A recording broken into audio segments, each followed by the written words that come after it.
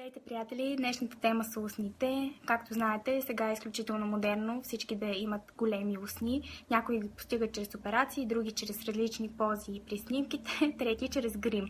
Днес ще опитаме да направим нещо подобно, но с грим, като искам да акцентирам и също върху начина, по който да слагаме тъмно червило. За целта ни трябва молив, който да е в цвета на червилото, което ще използваме. Очите, които ще използвам, са молив за устни Никс, който е в, не знам дали хубаво може да видите, лилав оттенък, тъмно лилав. Ето го и самият молив. А червилото, което ще използваме, е Бела Пиер, също в такъв оттенък, като съответно червилото ни е по-светло и може би с по-червеникав оттенък, докато самият молив е по-към кафявата гама, лилаво кафявата. Започваме с молива.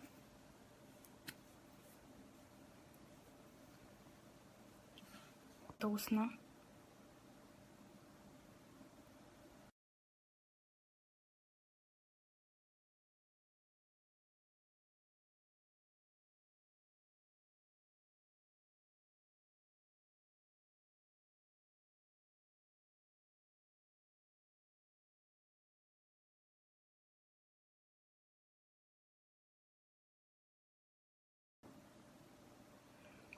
Ако искате да постигнете този ефект за по-плътни и по-големи устни, може да излезнете извън контура на самата устна, но тъй като аз не обичам самия ефект, ще се придържам към контура на моите устни.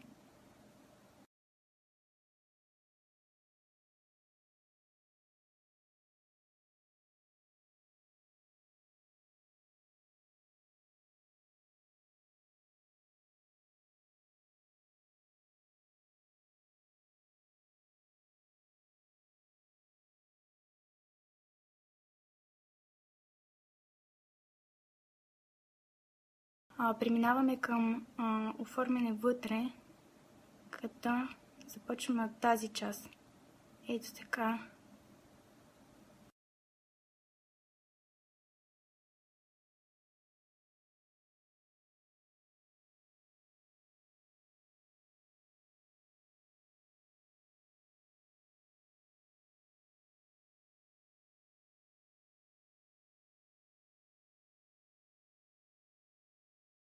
Постигаме нещо ето такова. Като естествено, ако виждате някой неоформен или зле направен ъгъл, не се притеснявайте, ще свършим и тази работа. Преминаваме към слагането на гланца. Аз избирам този гланц, както разбрахте. Той е по-светличък, но пък седи много хубаво. Поставяме отвънка навътре и гледаме да не излизаме от контура.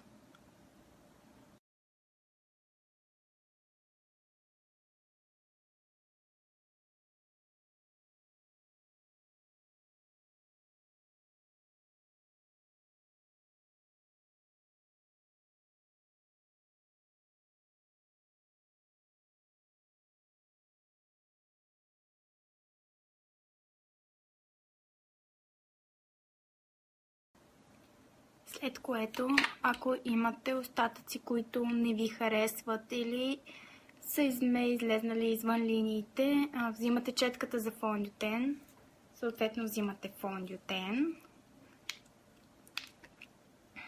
Ето така. И оформяте устните. Там, където смятате, че не е добре. Ето така.